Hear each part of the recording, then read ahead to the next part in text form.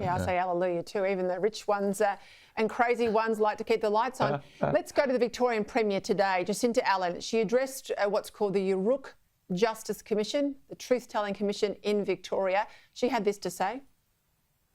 On many occasions, I've been asked to rule things in or out in terms of what may be discussed at the treaty negotiation table, and I'm simply not going to do that because, again, that would be disrespecting the process.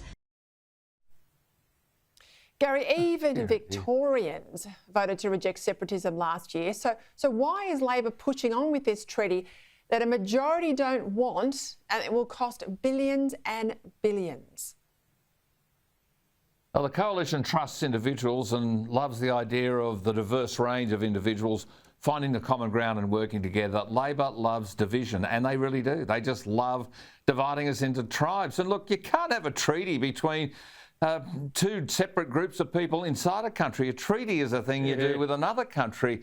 So they're just constantly talking about them, those people that are on the negotiating side of the treaty, as a separate nation. And the Prime Minister is bad at this too. He loves separate tribes, separate development. We cannot have constitutional apartheid in any form. And look, in the end, this is part of an international movement to disorient the West. It's happening in America. It's happening in Canada.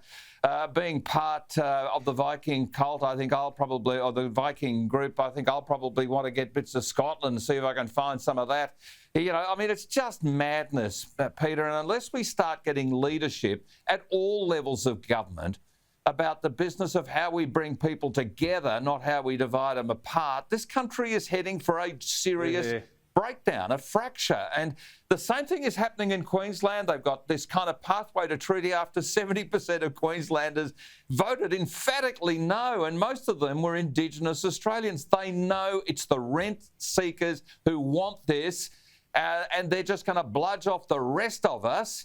And I make the point, it's the rent seekers who want to bludge off the rest of us. They're trying to create a crisis that frankly doesn't exist. So this is evil. It is evil, and we've got to call it out for that. And Jacinta Allan, well, she should be consigned to the dustbin of history over this rubbish. Really should be. Beautifully and passionately said. And of course, pushing around this division, Keith, is all the spinners there in the federal government ranks, and I have to say many in the public servants too are signed up to the Labor cause. Revealed today by the wonderful Sophie Elsworth, the PM has 11 media advisors. Now, I have to say, Tony Abbott had about 4. Peter Dutton's got 2. I mean, Peter Dutton's got 2. Peter Dutton's in opposition. I've added it up.